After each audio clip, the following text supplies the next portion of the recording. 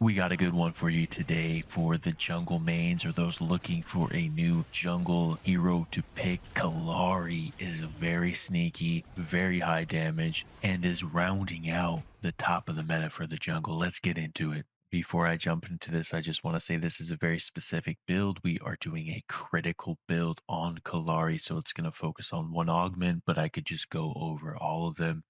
Execution Mandate reduces cooldowns by 50% on takedowns. I think it's decent, especially when you get into those team fights. You're just snowballing, can be very effective.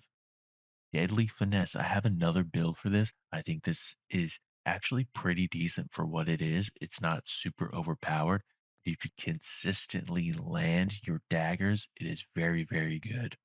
And lastly, what we're going to be focusing on, Critical Overdrive. Kallari's abilities can now crit, but at the cost of it being decreased 35%. Doesn't matter. We could offset that with items. This is amazing for crit builds, and that's what we're going to be focusing on for this build. So pay attention, come close. Let's get into the crest. We'll talk about it. For the crest, I think there's only one viable option, and that's going to be Ortis. I think when you are in a situation where you want to get kills, you want to play aggressive, that is the best crest for Kallari.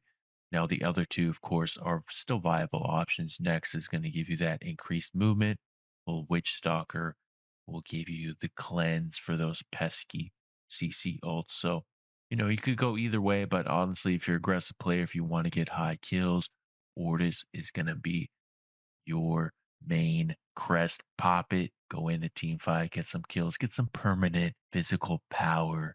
It's great. Let's get into the build, shall we? This build here is very fine tuned. There aren't additional options like I typically make, but we have the augments on the left here, Critical Overdrive, Ultimatum, Executioner, then your skill order up top if needed. Down below the build, Critical Nightmare. We're going to start with Malady.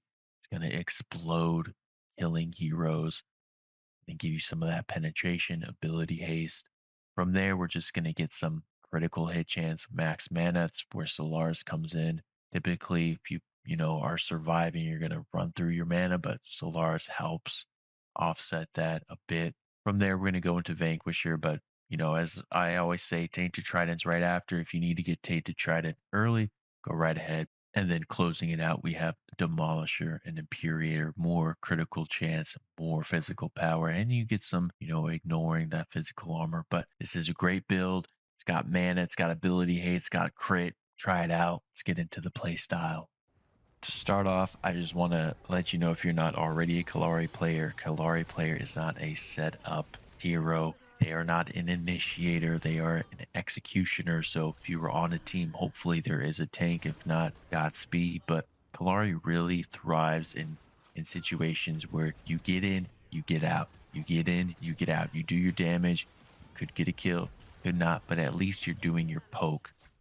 She is amazing. Her triple jump, her ult, there's plenty of ways to be really, really annoying when you play her. You can use her Shadow Walk ability to steal objectives. You can gank easier. There's just a lot to love with Kallari. Try out this crit build. I think it's amazing. I think it's a high killing, high damage, high aggressive kit. I think you'll have plenty of fun with it. I hope you enjoyed this one. Thanks for joining me as always. Have a good one.